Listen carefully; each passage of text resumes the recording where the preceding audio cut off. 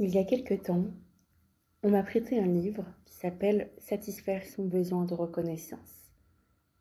J'avais commencé à le feuilleter, j'étais intéressée et j'avais demandé à la personne à qui ce livre appartient s'il accepterait de me le prêter. C'est ce qu'il a fait. Et en guise de reconnaissance, justement, envers lui, je voulais l'enregistrer aujourd'hui. Reconnaissance positive ou négative, conditionnelle ou inconditionnelle, vous le découvrirez en écoutant cet ouvrage, qui j'espère vous plaira, vous touchera et vous fera peut-être réfléchir. C'est un ouvrage d'Olivier Nuge et de Simone Mortera. Belle écoute à tous. Satisfaire son besoin de reconnaissance, s'accepter et être accepté. Préface de François-Paul Cavalier. Les signes de reconnaissance ont de tout temps existé. Ils sont l'aliment de base de la vie psychique qui permet au nouveau-né de se construire et d'organiser sa vie avec l'espoir d'être suffisamment approvisionné jusqu'au dernier jour. Il n'est besoin d'être psychologue pour comprendre que lorsque les besoins vitaux manquent, au-delà de la souffrance, s'installe la carence, la maladie et plus tard la mort. Certains besoins sont évidents: l'air, l'eau, la nourriture, le repos. Nous le comprenons aisément pour les plantes, les animaux, les humains. Et pourtant, cette source de nourriture vitale est parfois dans un dysfonctionnement tel que des communautés entières produisent de plus en plus d'exclus et dépérissent. De l'enfant qui vient de naître au vieillard au seuil de sa vie, la construction de l'identité, le sentiment d'exister, se fondent sur la circulation et la qualité de signes de reconnaissance qu'ils échangent avec l'environnement. Paradoxalement, notre société d'hypercommunication échange beaucoup plus de signes de reconnaissance qu'il y a 100 ans, mais leurs qualités sont faibles en teneur relationnelle. Nombreux sont ceux qui survivent en dessous d'un minimum vital et s'appauvrissent de jour en jour, ou compensent leur déficit par des substituts, comme les tranquillisants, l'alcool et pléthore de paroles et gestes violents. Pourtant, ces signes de reconnaissance que Steiner a conceptualisés et que nous avons plus tard appelés chaud doudou ou froid piquant peuvent être produits en quantité illimitée et ne coûtent rien. Ils nourrissent le cœur et modèlent la vie. Malgré cela, certains continuent désespérément d'en manquer, d'autres en stockent en excédent plutôt que de les redistribuer, d'autres, comme des faux monnayeurs, en fabriquent des contrefaçons, alors que les vrais se produisent aussi facilement que les faux. D'autres encore choisissent de distribuer et de recevoir des froids piquants qui font mal, plutôt que les chauds doudous qui rendent heureux. Ce livre est là pour vous aider à discerner dans quelle économie vous vous situez.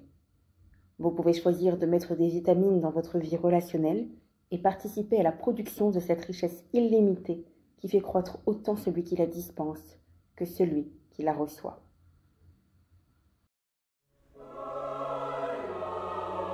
Satisfaire son besoin de reconnaissance. En guise d'introduction. Être bien avec soi et avec les autres, c'est avoir des relations positives. C'est échanger des signes de reconnaissance sincères. C'est savoir dire quand ça va, je t'aime, je t'apprécie, mais aussi savoir dire ce qui ne va pas sans blesser, rejeter ni juger. C'est différencier ce qui est conditionnel, les comportements, de ce qui est inconditionnel, la personne. Ce n'est pas toujours simple car la plupart du temps, nous n'avons pas appris comment le faire et aussi parce que nous avons vécu des blessures, jugements abusifs et des manques, carences de stimulation. Ainsi, nos relations quotidiennes, au travail, en famille, avec les amis, nous apportent un lot de difficultés, désillusions, frustrations, alors que nous attendons équilibre, richesse et satisfaction. Alors, comment sortir de cette impasse ? Il est facile de comprendre que nos besoins physiologiques de base conditionnent notre existence.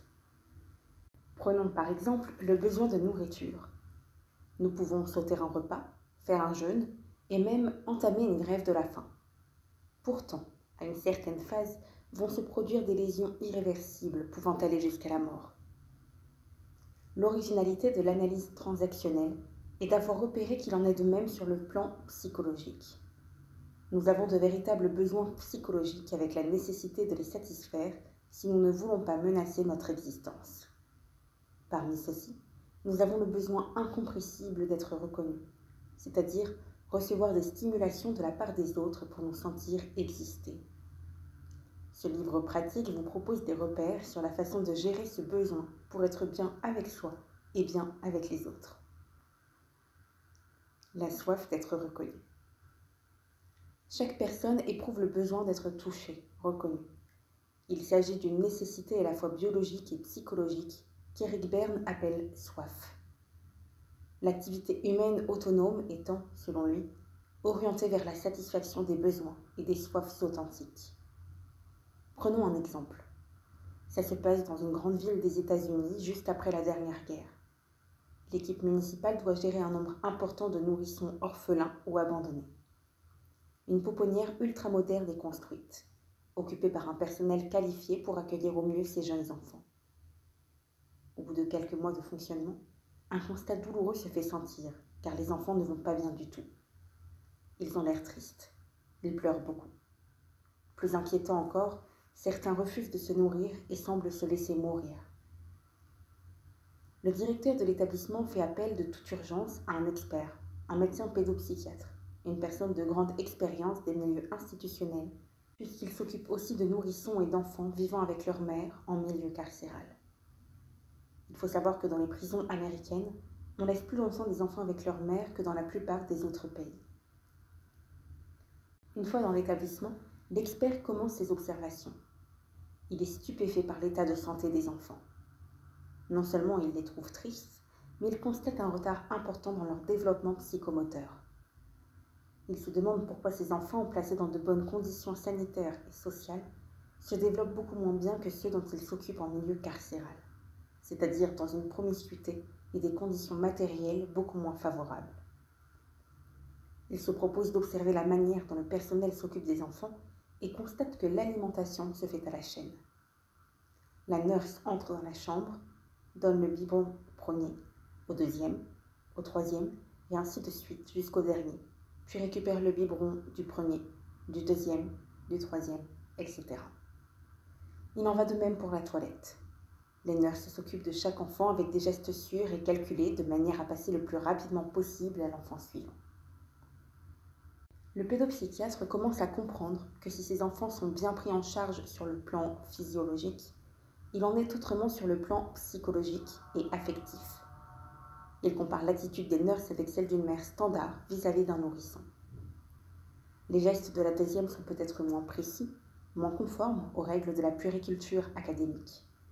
En revanche, ils sont accompagnés de caresses, de câlins, de contacts, de paroles, d'échanges multiples comme autant de témoignages d'affection, d'attention et en un mot, d'amour, tout simplement. Nous savons maintenant, grâce à l'analyse de milliers de photos d'enfants en train de téter, que ceux-ci ne regardent pas le sein, mais le visage de leur mère, qui se situe naturellement à la bonne distance de visu. Chaque tétée se révèle être l'occasion d'un échange affectif, une histoire sans parole qui se passe de visage à visage. Voilà ce dont souffrent ces enfants, se dit le médecin. S'ils sont bien pris en charge sur le plan du corps, de l'hygiène, de la sécurité, de l'alimentation, il leur manque les soins psychologiques élémentaires qu'une mère leur donnerait naturellement. En fait, ces enfants souffraient de ce que le docteur Spitz appellera des carences affectives, et il désignera sous le terme d'hospitalisme ces symptômes que l'on retrouve fréquemment chez les jeunes enfants faisant de trop longs séjours en milieu institutionnel. Cet exemple montre bien à quel point, dès notre naissance, nous avons besoin d'être touchés, stimulés, chouchoutés, aimés, reconnus. C'est une question de survie. Les enfants de cette pouponnière se laissaient mourir, ce qui prouve à quel point l'être humain a besoin de recevoir des stimulations de la part des autres pour se sentir exister. Comme nous sommes tous des bébés âgés, nous avons encore aujourd'hui, quel que soit notre âge, ce besoin psychologique fondamental, incontournable, que l'on appelle besoin des signes de reconnaissance. Comme tout besoin, Nous sommes dans la nécessité de le satisfaire. Il y va de notre survie biologique, psychologique et affective. Prenons un deuxième exemple, appelé effet Pygmalion, celui des psychologues qui, en début d'année, testent le niveau scolaire de toute une classe, communiquent de faux résultats à l'instituteur en prétendant que les élèves qui ont réussi les tests sont plutôt mauvais et inversement que les élèves qui ont raté les tests sont bons. Observe à l'aide de caméras cachées ce qui se passe dans cette classe pendant un trimestre. À l'issue de l'expérience de 3 mois, on s'aperçoit que les élèves étiquetés bons deviennent bons alors qu'ils ont eu de mauvais résultats au test. Les élèves étiquetés mauvais deviennent mauvais alors que leur test révèle un bon potentiel. L'analyse des films issus des caméras cachées dans la classe prouvera que l'instituteur regardait, interrogeait, stimulait beaucoup plus souvent les élèves réputés bons, ceci de manière tout à fait inconsciente. Cette expérience illustre à quel point un enseignant peut aider à améliorer la performance de ses élèves en nourrissant leurs besoins de signes de reconnaissance. Il est un fait bien établi maintenant que jusqu'à l'âge de 6-7 ans, l'enfant s'intéresse à l'école en grande partie pour faire plaisir à ses parents, à son enseignant, pour continuer à recevoir en échange sa ration de signes de reconnaissance. Cette expérience prouve également à quel point notre besoin d'être reconnu est prégnant et incontournable. Il s'agit d'un besoin vital d'échange avec notre environnement psychique ou social, aussi important que celui de boire, de manger ou de dormir. L'absence de signes de reconnaissance est cause de souffrances physiques et psychologiques, plus ou moins graves, pouvant entraîner la mort, même si les autres besoins physiologiques sont satisfaits. Eric Berne affirmait que la personne qui n'a pas sa dose de signes de reconnaissance a sa moelle épinière qui flétrit, avec toutes ses conséquences sur la colonne vertébrale, le mal de dos, etc. Lisa Jaoui, dans Le Triple Moi, aux éditions Robert Laffont, écrit « Pour désigner ces stimulations particulières que sont les signes de reconnaissance, l'anglais dispose du terme « stroke », qui signifie à la fois contact, caresse, coup. Il est très intéressant et nous regrettons de ne pas disposer de l'équivalent en français, car il rend bien compte de la réalité et du mode de fonctionnement du signe de reconnaissance. Un baiser, une gifle, un compliment ou un reproche, une déclaration d'amour ou une déclaration de haine sont des stimulations qui semblent s'opposer deux à deux, qui sont données et reçues dans des états d'esprit fort différents. Mais toutes s'opposent d'abord à l'indifférence, au silence, à l'ignorance de l'autre. Toutes, au-delà de leur sens particulier, sont signes que la personne qui les reçoit existe réellement pour celle qui les donne. Toutes sont des stimulations particulières que l'on peut définir comme une unité de reconnaissance physique ou symbolique. Toute stimulation, tout signe, geste, contact, parole manifestée par une personne qui lui permettent de se sentir reconnue comme existante. Le point clé étant bien de se sentir exister grâce aux signes de reconnaissance. Ils sont nécessaires au développement de notre vie. Ils sont le véritable combustible permettant notre croissance. Le développement de notre personnalité peut s'analyser en termes de gestion de signes de reconnaissance. Comment en obtenir le plus possible? Ce que nous voulons et autant que nous voulons. Dès la naissance, ce besoin s'exprime par une soif de stimuli physiques. Quelques années plus tard, nous entrons dans le langage. Les mots et la parole vont compléter le toucher. La soif de stimuli symboliques va prendre le relais de la soif de stimuli physiques. Plus nous grandissons, plus nous agrandissons nos façons de nourrir ce besoin au travers de divers systèmes symboliques comme les récompenses, les honneurs, le pouvoir, l'argent. Cependant, le langage corporel est le premier langage. Le besoin de stimuli physiques existe constamment et à tout âge, même chez l'ex-enfant appelé adulte. Malheureusement, ce besoin est sous-estimé dans notre culture, particulièrement dans le monde du travail. Nous donnons trop d'importance au seul contenu verbal. Mal nourris sur le plan des stimulations avec contact physique, nous risquons de nous générer des ennuis comme le lumbago, qui nous amène chez le kinésithérapeute. Nous allons payer un paramédical pour nous toucher, tout simplement. Le célèbre adage « il vaut mieux prévenir que guérir » s'applique tout particulièrement ici.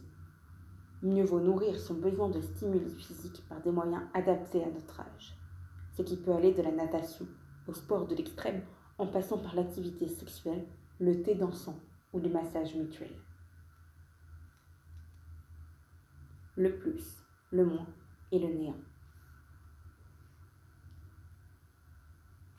Les signes de reconnaissance sont nécessaires et incontournables dans la vie au quotidien.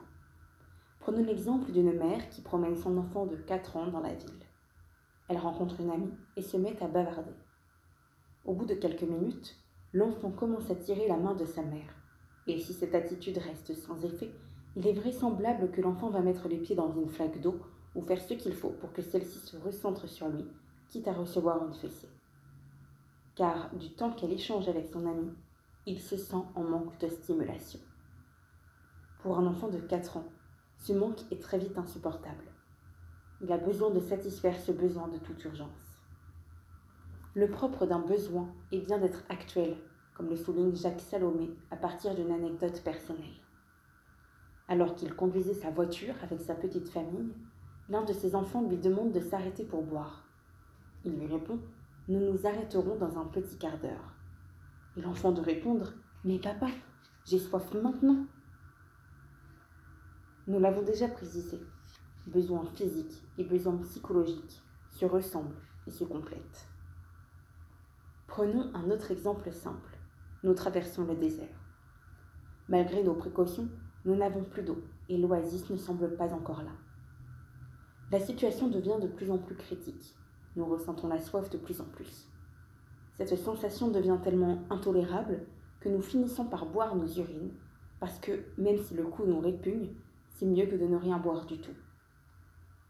Devant une telle situation, il y a 3 cas de figure. Premièrement, nous avons de l'eau et tout va bien. Deuxièmement, nous n'avons plus d'eau et tout va mal. C'est insupportable car nous risquons la souffrance et la mort. Troisièmement, nous prenons un substitut d'eau en buvant nos urines car c'est mieux que de ne rien boire du tout.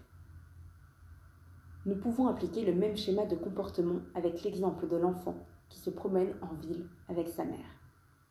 Premièrement, la mère s'occupe de lui, il reçoit sa dose de signes de reconnaissance et tout va bien. Deuxièmement, sa mère échange avec son ami et tout va mal. Il ressent un manque de stimulation qui devient vite insupportable. Troisièmement, il fait une bêtise pour attirer l'attention, même négative, car c'est mieux que rien du tout. Moralité. Devant notre besoin psychologique d'être stimulé, nous avons 3 possibilités. Premièrement, les signes de reconnaissance positifs. Deuxièmement, les signes de reconnaissance négatifs. Troisièmement, l'absence totale de signes de reconnaissance. Le 3e cas de figure est absolument insupportable. L'absence de signes de reconnaissance entraîne une diminution de notre énergie, pouvant aller jusqu'à la dégénérescence et la mort. Le premier cas de figure reste de loin le meilleur. Lorsque nous sommes stimulés, reconnus, complimentés, chouchoutés, encouragés, nous sommes invités au grand banquet de la vie, ce qui nous facilite l'accès au plaisir, à l'épanouissement et à la confiance. Les signes de reconnaissance positifs correspondent à la valorisation de notre personne et nous permettent de développer une énergie positive, un mieux-être avec soi-même et avec les autres. Le 2e cas de figure implique de la restriction, de la substitution, engendrant du déplaisir, de la souffrance, de la méfiance, du doute. Les signes de reconnaissance négatifs correspondent à la dévalorisation de notre personne, provoquant une énergie négative, un mal-être avec soi-même et avec les autres, nous maintenant dans un état de survie. En même temps, notre soif de reconnaissance est tellement incontournable que nous préférons recevoir des stimulations négatives plutôt que de ne rien recevoir du tout. Voilà ce qui explique, et non pas ce qui justifie, certaines bêtises des enfants pour attirer l'attention sur eux. Je me souviens de l'exemple de mon ami avocat et époux d'une femme médecin, tous deux jouissant d'une situation sociale et professionnelle riche et mouvementée. Mon ami s'est laissé longtemps dévorer par sa profession. Quand son fils réclamait régulièrement de l'attention, il répondait « Je voudrais bien, mais je n'ai pas le temps. Tu dois comprendre que je t'aime beaucoup, mais que je dois aussi beaucoup travailler. » Vers l'âge de 7 ou 8 ans, le jeune garçon présenta des troubles de l'ordre de la dyslexie et de la dysorthographie. Quoi de mieux comme symptôme pour inquiéter ces universitaires de parents? Heureusement, mon ami apprendra à mieux gérer son temps pour pouvoir accompagner son fils chez l'orthophoniste. Pendant plus de 2 ans, il restera sagement 3/4 d'heure, 2 fois par semaine, dans la salle d'attente, rattrapant par là le temps qu'il n'avait pas voulu investir avant. Encore une fois, les ex-enfants, appelés adultes, se comportent de la même manière. Lorsque nous nous sentons en manque de signes de reconnaissance positifs, nous sommes capables de nous mettre dans de mauvaises histoires relationnelles. Nous cherchons la scène de ménage avec notre conjoint, ou le conflit avec un ami, un collègue, un employeur, car mieux vaut une bonne dispute que la froideur intolérable de l'indifférence. Je me souviens de cette secrétaire dévouée et compétente qui passait ses journées à taper des rapports juridiques très compliqués. Elle y mettait tout son cœur et ne faisait pratiquement jamais d'erreur. Son employeur en profitait abondamment, sans jamais lui donner de signe de reconnaissance en retour. Jusqu'au jour où elle lui fit passer un dossier avec 40 fautes par page. Vous pouvez deviner la suite. L'employeur la fit venir dans son bureau et commença enfin à s'inquiéter à elle, à la prendre en compte et la considérer. Ainsi, elle se sentit enfin exister, reconnue, mais par un biais négatif.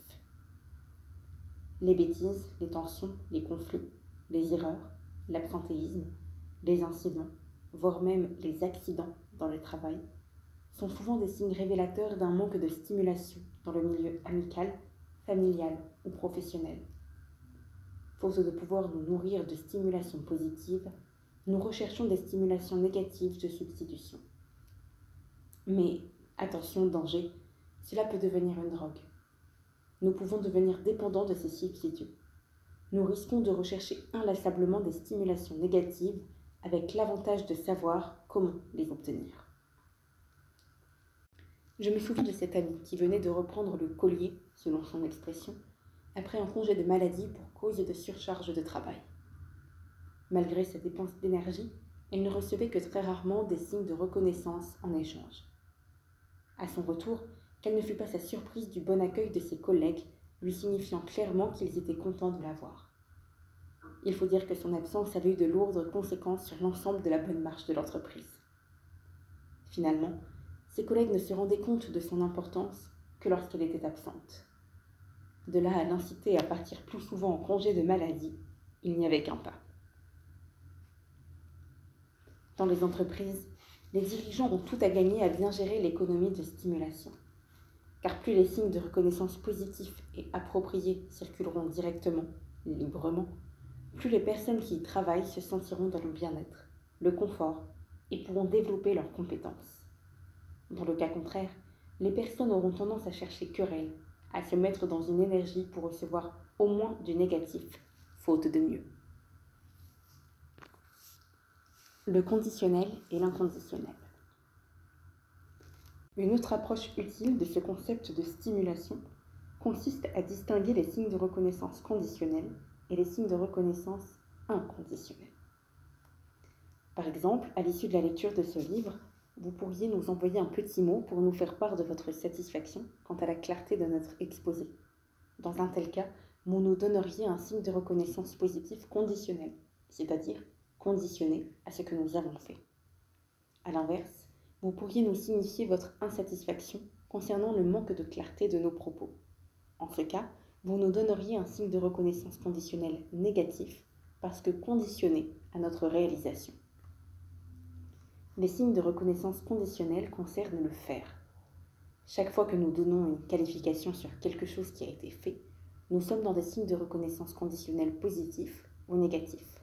J'apprécie ton travail, tu as fait preuve de sang-froid, ton compte-rendu manque de clarté, ton comportement est à revoir si tu veux réussir ton examen.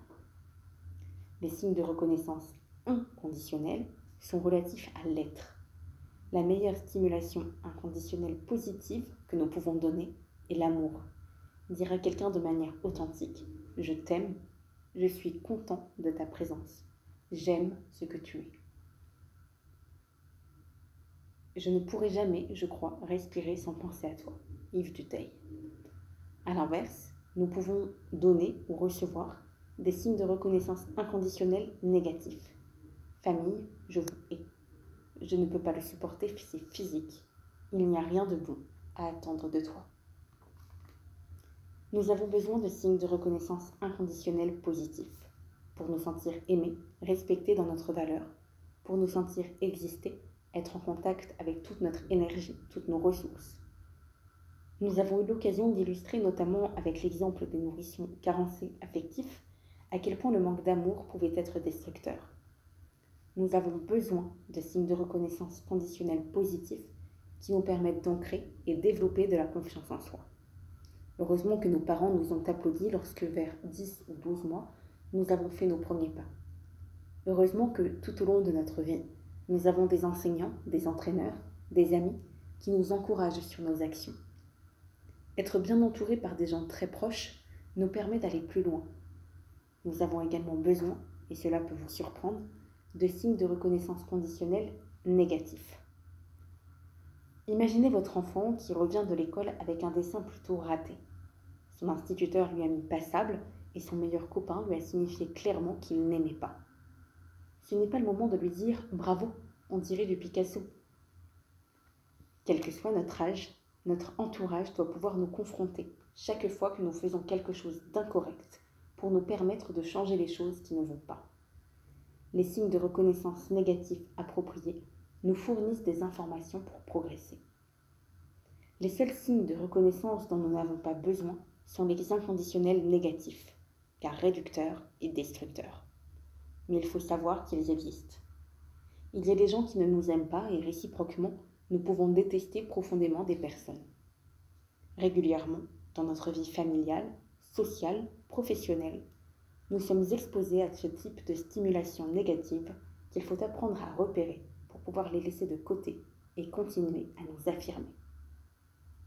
Pour terminer ce point, nous insisterons sur le fait que conditionnel ou inconditionnel, positif ou négatif, les signes de reconnaissance sont variables en quantité et en intensité, ce qui fait que leur impact va être variable selon 3 critères.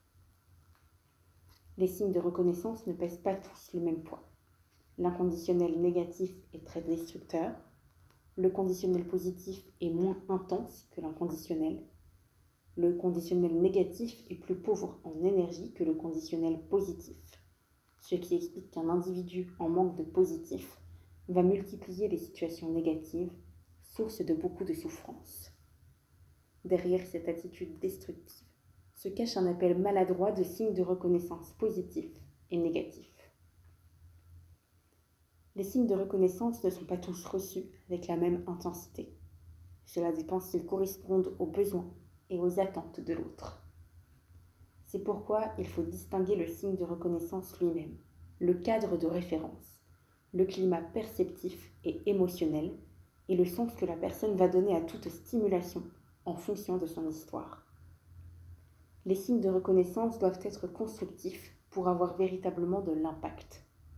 Et compte tenu de la puissance de l'inconditionnel, le respect de la personne humaine est de mise dans tous nos échanges de stimulation, d'où le postulat fécond en analyse transactionnelle qui prétend que tout être humain est fondamentalement OK, bon, acceptable, ce qui ne veut pas dire que tout ce qu'il fait va être accepté